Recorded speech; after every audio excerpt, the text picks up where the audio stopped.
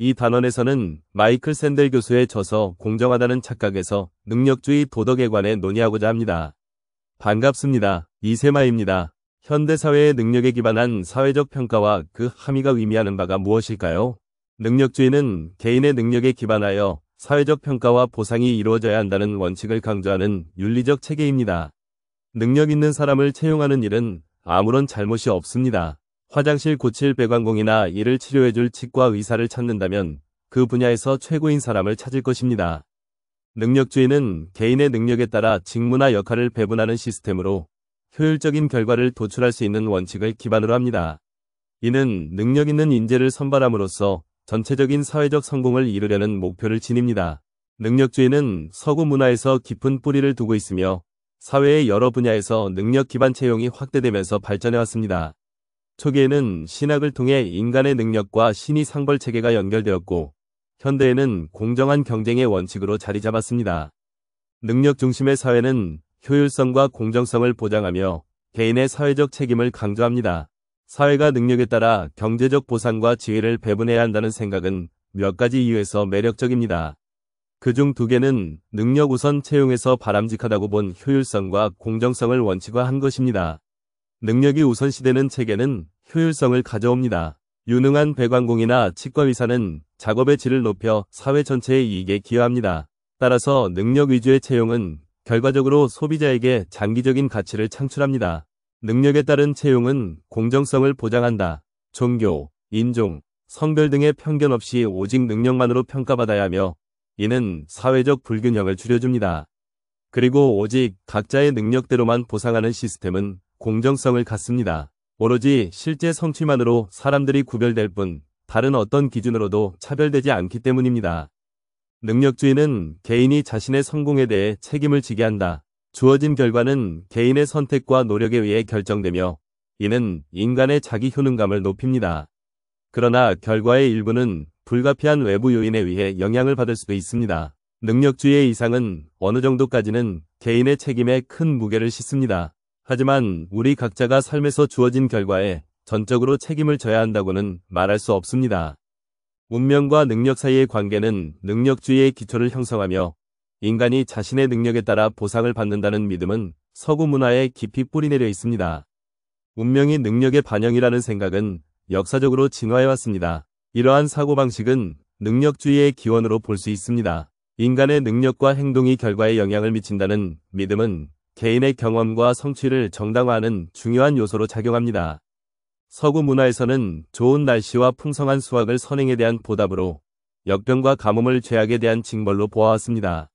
이는 능력주의가 문화적으로 뿌리내리도록 만들었습니다. 그러나 모든 일이 사람의 행동에 대한 보상이나 벌로 이루어지는 것은 아니면 우주는 인간 중심적 시각으로 이해하기에는 너무 큽니다. 신에 대한 믿음은 창조의 위대함과 신비로움을 인정하는 것이며 개인의 능력에 따라 상벌이 결정된다고 기대하는 것은 아닙니다.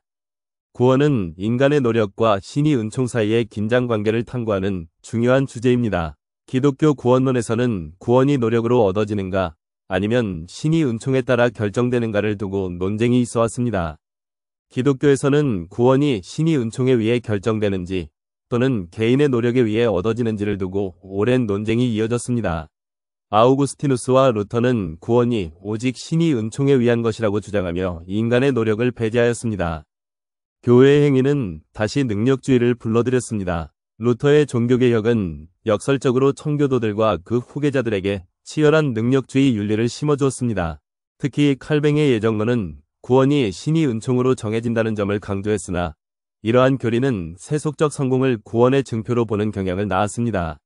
청교도들은 칼뱅주의의 소명 개념을 직업윤리에 녹여내며 직업을 통해 구원이 현시된다고 보았습니다. 결과적으로 세속적 성공은 구원받은 사람의 증거로 간주되었고 능력주의적 사고는 기독교 윤리와 깊이 결합하게 되었습니다. 능력주의와 세속적 성공은 과거의 신념과 현대의 인식이 결합되면서 복잡한 관계를 형성해왔습니다. 과거 루터, 칼뱅, 청교도에게 능력주의 문제는 구원과 연관되어 있습니다. 한편 지금 우리에게 능력주의 논쟁은 세속적 성공과 연결됩니다.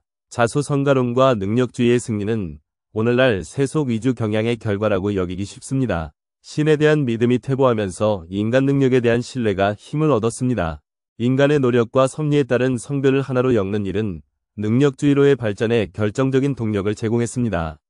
이는 운과 언약의 윤리를 때려 부수고 세속적인 성공과 도덕적인 자격을 결합시켰습니다. 성공하는 사람은 개인의 능력과 노력으로 인해 그럴 자격이 있다고 믿는 경향이 있습니다.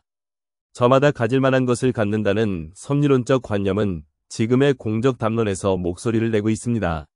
하나는 오만한 목소리, 두 번째는 징벌의 목소리입니다. 섭리적 징벌론은 재난 이후에도 들고 나옵니다. 예를 들어 2009년 IT 지진과 2011년 일본 대지진은 특정한 신적 징벌로 간주되기도 하였습니다. 번영 복음은 믿음을 통해 부와 건강을 추구하는 기독교 신념 체계로 현대사회에서 중요한 논란을 일으키고 있습니다. 도덕적 신념은 개인과 사회의 관계를 정의하며 한 사회의 윤리적 기준을 설정합니다. 능력주의에서 도덕적 신념은 능력과 성공이 반드시 도덕적 우월함과 연결될 수 없음을 일깨워줍니다. 부와 건강은 번영 복음주의에서 천국의 복을 나타내는 요소로 여겨집니다. 그러나 능력주의적 사고는 이 둘을 개인의 노력의 결과로 보고 이는 겸손과 행운의 경계를 모호하게 만듭니다. 최근 몇십 년간 미국 기독교는 번영과 복음이라는 신종 섭리론을 내놓았습니다. 이 섭리론은 신이 믿는 자에게 부와 건강을 주신다고 주장하며 인간의 능력과 의지를 강조합니다. 번영 복음주의 역사학자 케이트 파울러는 이 가르침이 나는 축복받았다라는 구절로 요약된다고 말합니다. 부유하고 건강하다는 사실이 축복의 증거로 여겨지며 이는 능력주의적 신념과는 달리 행운 앞에서의 겸손함을 촉구하기도 합니다. 그러나 축복받은 이라는 표현은 은사와 보상의 경계를 모호하게 만듭니다. 21세기 초 번영 복음은 근면한 노동, 사회적 상승, 적극적 사고를 강조하며 아메리칸 드림과 비슷해졌습니다. 이 복음의 매력은 세속적으로 충분한 노력과 믿음만 있으면 부와 건강을 이룰 수 있다는 확신을 줍니다. 자유주의적 섭리론은 개인의 성공과 실패를 전적으로 개인의 능력으로 귀속시키며 사회적 요인을 간과하는 경향이 있습니다.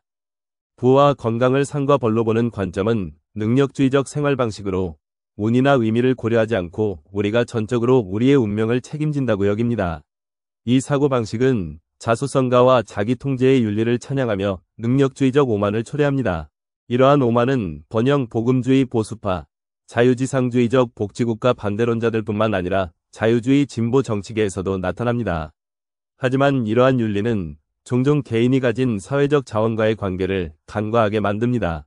2016년 힐러리 클린턴은 미국이 위대한 이유는 선하기 때문이라고 선언했으나 선함과 위대함이 항상 연결되지는 않음을 역사는 보여준다. 강대국이 정의롭지 않고 도덕적으로 존경할 만한 나라들이 강력하지 않다는 점을 알 수 있습니다. 정치인들은 여전히 우리의 위대함이 선함에서 비롯된다는 주장을 되풀이하고 있습니다.